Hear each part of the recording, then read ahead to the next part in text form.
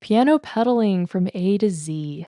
All right. This is a lesson that is really fun to teach. I love teaching this one because it's going to allow your playing to go from this with the gaps of sound to,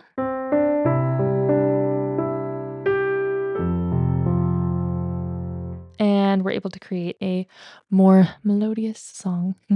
So, pedaling essentially just holds the notes. If I'm pressing the pedal, it holds the notes without me having to hold those notes. If I'm not pressing the pedal and I let go, the sound stops. So if I'm holding the pedal and holding the notes, the moment that I release the pedal is the moment the sound stops. So the pedal just keeps these notes down. On an acoustic piano, the way this works is when you press a key, it strikes a hammer, which strikes a string.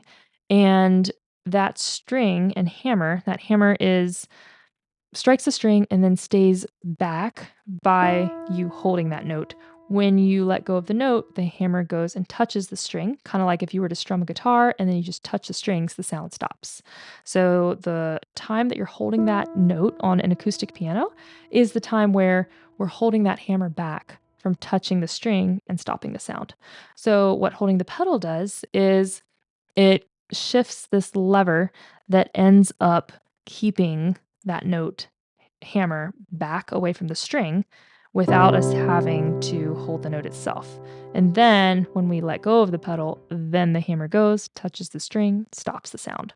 So that's how mechanically it works in an acoustic piano. And then in an electric piano or keyboard, it's just all computerized, but same idea. So this is the transformation that I want to help students understand with pedaling is how do you go from playing your chord or your notes to being able to play the next measure of your song with no gap of sound. One very novice mistake that happens is we play the pedal, and when we go to play the next measure or the next note, we release both of our hands and our foot. So the sound just stops, which eliminates the purpose of the pedal. The purpose of the pedal is to hold these notes while we're moving to our next spot, and then we don't have any gap of sound. So this is totally opposite for our brain because if our hands are down and our foot is down as well, the moment our hands come up, our foot wants to come up. So, this lesson is basically just going to be how to reprogram your brain to do opposite things with your hands and feet. Because your hands are going to go down and your foot is going to stay down as your hands come up. Your foot's going to come up as your hands go down. It's an opposite thing. So, the first step is to just play everything together. Let's just start by playing a chord progression. We're going to play the C chord, and then we're going to play the F chord, and then we're going to play the G chord, and then we're going to go back to the C chord. So that's our chord progression. We're going to incorporate with the pedal. We're going to change the pedal by bringing it up and down every chord. So here we go. We're going to press the first chord and press the pedal. Now I'm going to let go of this chord, but I'm going to keep my foot down on the pedal. That's the very first thing we want to do. Press the chord and keep our foot down. That's just the first thing. Usually, students will press the chord and then they'll let it go, and whoop, there went the pedal too. So we want to press the chord and the pedal, let go. Now we're going to hover over our new chord. So if you can press your first chord, C chord, and then up, hover over your next chord, then you've gotten halfway there. Now the next thing we're going to do is imagine that there's a magnet right here. So under my hand and above my foot.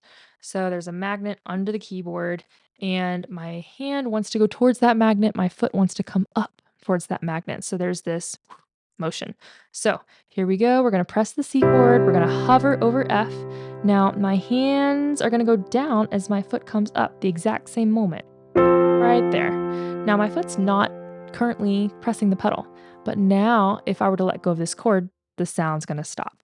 So the next thing we're going to do after holding the first chord, hovering, hands go down, foot comes up, then we're going to have to press the pedal again to catch all the notes of this chord so the sound can continue just like that. All right. Now, if we're here at C, we hover and then we press the new chord with the pedal.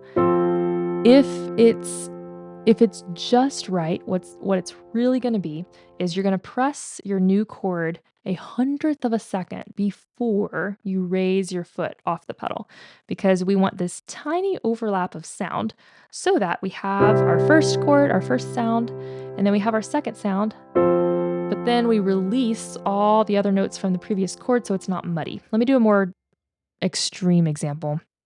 Let's say I'm playing this A flat chord, and let's say I want to go up to a D flat chord. Okay, so from our A flat, if I were to give too much time before changing the pedal, so I'm here, I hover, and then I press, and then I let go of that previous chord. Oh, that one didn't really give a lot of an example. It sounded okay. I wanted one that sounded kind of bad or extreme. Okay, let's try this. Let's say I'm here at A flat and I want to go up to B flat. Yeah, so A flat here. If I leave that sound going while pressing this and then release the pedal, you can hear how it can get too muddy. Whereas we want swap right there, 1/100th of a second, right like that. So we go from our C chord and then we hover and then we have that magnet, imaginary magnet, and we're gonna press this chord right before we bring our foot up, then we bring it back down. Now we hover, now the magnet again, and if it goes up, back down, and then back to our C chord. So the thing that I like to encourage students with this is just first get comfortable playing the chord and hovering.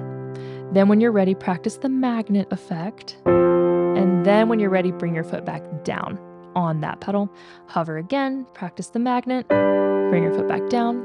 Hover again, practice the magnet, and bring your foot back down.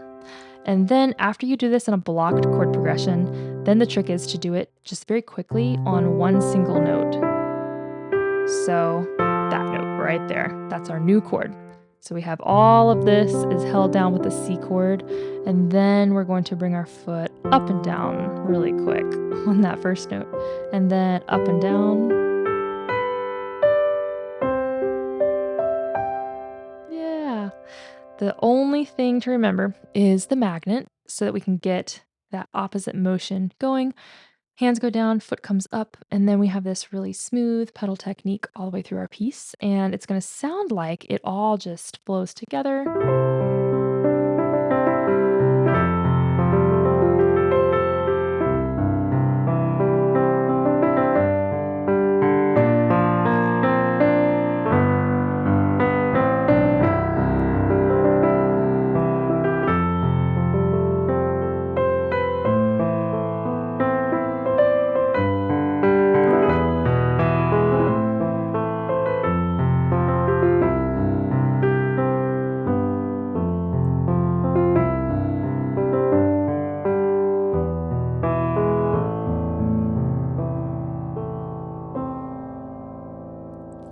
And until next time.